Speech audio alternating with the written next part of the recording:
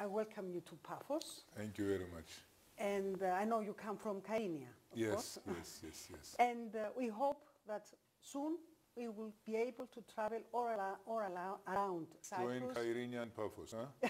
Yes. Good, very good. Join the whole of Cyprus and be able to travel freely all over. Yeah, of course. First of all, I would like to know your views about the joint communique and the resumption of the Cyprus talks. You see, actually, I'm very happy of the resumption of the negotiations and also, of course, the conclusion of the communique. But at the beginning, I thought it was a bit unnecessary task to prepare a joint communique. But anyway, it is over now. Because you had a previous communique. We had many communiques until now. And also many convergences. Ex-President Of course. So I thought it was not necessary to have a communique. But anyway, it is finalized now and the negotiations have started. So in retrospect, it is not necessary to make, any arguments or any, any criticism regarding the issue. Look towards the future and not future, back of in course. the past. In future, I'm of course hopeful. I cannot say from now that I'm optimist, but I'm hopeful. I expect positive developments, and after the positive developments that we will witness all together, of course, our optimism will grow up. But for the time being, we are in good mood, let's say. Although Mr. Eroglu has agreed to the wording of the joint communique, he said later that he doesn't really support it 100% and that it's not to his liking. So I don't know whether he's playing a game with words or whether he wants to boycott the whole effort. Actually, it is a matter of digesting the whole process, the process and also the result. Joint communique. Because as everybody knows, Mr. Eroglu was not very in line with the joint communique, but he accepted it. Yes. But so he has a reputation of being against implementation. Okay, you know that. So now he's in the process of digestion for the time being. So let's give him some time. In the course of time, he will accept it and he will go in line with the communique. But actually, not only Mr. Eroglu, actually some some other parties, some people from the Greek Cypriot side also. Greek Cypriot parties, you mean? Yeah, some parties, yes. For example, the negotiator of the Greek Cypriot side is making his own interpretation regarding the joint communique. To my opinion, both or all of these are not helpful. Joint communique is there. So the negotiations should start. Clear? There's no room for I think so. And then the discussions will have it as a guidance only. It will be guidance for the negotiations. Yeah. So let's give the value to it. It is a guidance and negotiations should start. Start the negotiations, go further, and always keep it as a guidance. Do you have faith in President Anastasiadis, that he believes he has the will and determination for his Yeah, I know him very well. We had quite close relationship in the past also. And I have the faith in him. Yes, he wants a solution to the Cyprus problem. He wants the unification of the island. Of course, only wanting solution does not give a give a direct result. There are other players. There are other balances within the process. because Anastasia, this is not alone. We know that even because of the joint communique, one of the political parties now is discussing to leave the government, which is a pressure on the president. So, but we have the two big parties now. Of course, two big parties, the president although not in the whole effort not allies. on Cyprus. Not allies, but on the Cyprus issue, they are allies. Okay, very good, very well. I hope it goes well and in that direction, because as you know, the Cyprus problem is a unique and maybe somehow a compact problem, but it is somehow related with the internal politics also, because the government in the south has to go. The government of Cyprus, The government of Cyprus has to go with the in line with the coalition partners. Yes. So well, we will that see might when the affect time comes, the when negotiations the time comes also. for signing the agreement, if we come to that moment, we will see who will go with it and who will disagree with it. Okay, if we reach to that moment, yes. But before reaching to that moment, we have many problematic steps which has to be taken. Does Turkey hold the key to the solution of the Cyprus problem? No. No? It's not Turkey? Turkey is only what you call helping to the solution. The key, to my opinion, there are two keys actually, in the hands of the Greek Cypriot leader and Turkish Cypriot leader. This is my opinion, my personal opinion, because well, you've been in the politics for so long. Not only politics, I have been one of the players in quite a long time, so I know the situation. Turkey, at least since 2004, is in favor. So the key is not there. Of course, support of Turkey is indispensable. Without Turkey support, we cannot move. That's right. But Turkey supports, at least for the time being.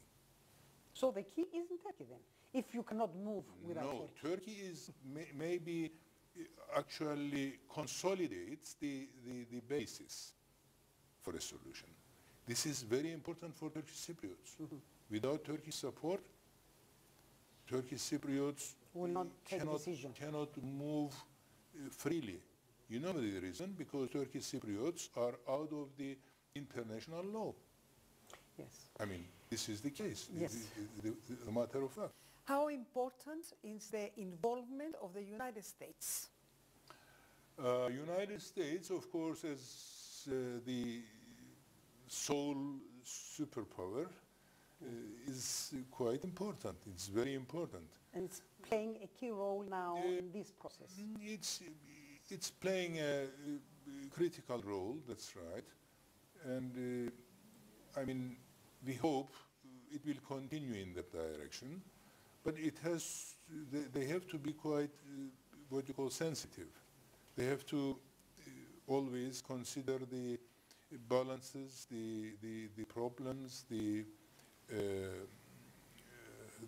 roles of the other players, because some kind of pressure might give a negative reaction. Sometimes it happens. Well, this time, in this process, we don't have mediation and we don't have strict deadlines. So this, I think, will help. It will help the people. I think it is counterproductive, to be honest. I mean, I always prefer to have a timetable, at least not very strict. Not strict, this is what I mean. To have a timetable is helpful. A timetable plus some kind of mediation. But not as during the Annan plan. That was arbitration. Arbitration, yes. Arbitration, to my opinion, will be needed in the very end, not now. At the very end. Now, the theme of your lecture is the benefits of reuniting Cyprus. Can you elaborate on that? Yeah, I mean, unification of Cyprus will be beneficial for all walks of life for Turkey, for Cypriots.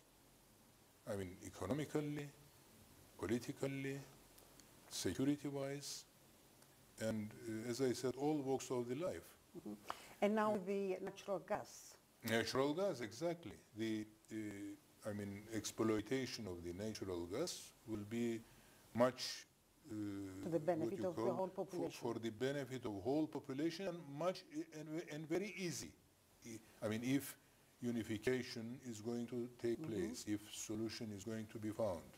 Otherwise, it might be a bit